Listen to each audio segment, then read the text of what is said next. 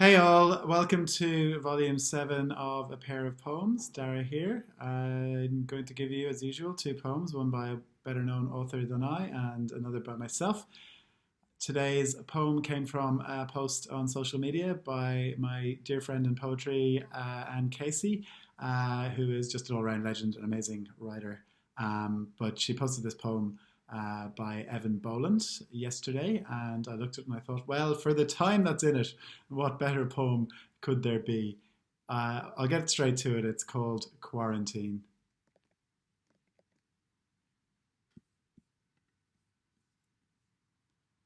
Quarantine by Eavan Boland. In the worst hour of the worst season of the worst year of a whole people, a man set out from the workhouse with his wife. He was walking, they were both walking north. She was sick with famine fever and could not keep up. He lifted her and put her on his back. He walked like that, west and north, until at nightfall, under freezing stars, they arrived. In the morning, they were both found dead, of cold, of hunger, of the toxins of a whole history. But her feet were held against his breastbone. The last heat of his flesh was his last gift to her. Let no love poem ever come to this threshold. There is no place here for the inexact praise of the easy graces and sensuality of the body. There is only time for this merciless inventory. Their death together in the winter of 1847. Also, what they suffered, how they lived, and what there is between a man and a woman, and in which darkness it can be best proved.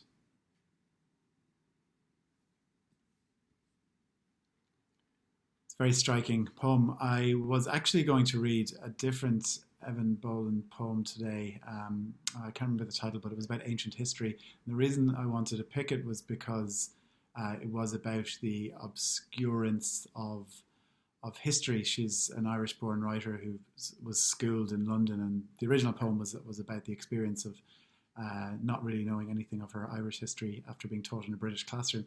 And I think the topic of history is something that's very alive in Australia, where I live at the moment, or rather history that's suppressed and hidden or altered by the victors. Without going into it too much, once you've lived here for 10 years, you realise that things are not exactly as they seem. In the common stories that are told in the culture, there's a lot that's been hidden. I think this poem also speaks to that. It obviously speaks to the current situation that we're in, where people are entering quarantine, where countries are in lockdown, and to many of us it does feel like the worst hour of the worst season of the worst year. That's not actually true yet. We don't know where this situation is going to go, but when you compare it to what happened in Ireland over those 3 years, where literally a million people died and another million people had to leave, things feel pretty bad right now, but we're not at that scale. And maybe we won't actually get there. There's a lot of action being taken to kind of counteract the current situation. So I think this poem is definitely relevant for both of those reasons.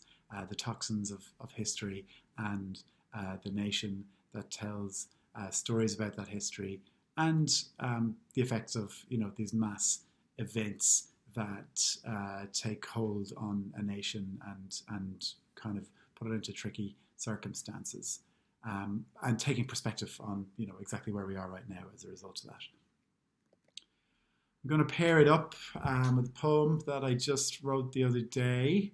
It is a bit of a personal response to feeling a little hemmed in, I guess, in isolation. And it's been very therapeutic to put this this one on paper. There's been a few of them flown out. And I'm matching it up with Evan's poem because it's on the theme of kind of quarantine, I suppose. It's called A Night Like This. Sure, where would you go on a night like this? Nature wants you to stay in. She's misting a shimmer onto the tarmac, and you're nervous, rightly, of anything like droplets, anything pervasive or penetrating. Skin is sacrosanct. Your boundaries have expanded to fill the duration of your isolation. Why go out when you don't want it to get in?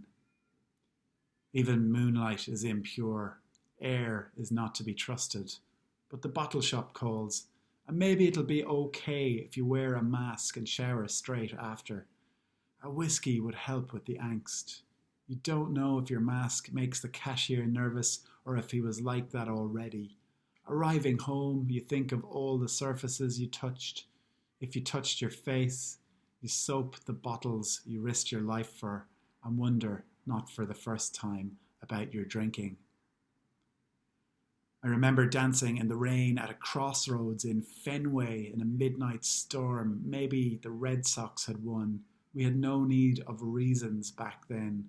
We jigged off the street as the lightning struck and thought to ourselves, there are so many ways to die, even the rain is dangerous.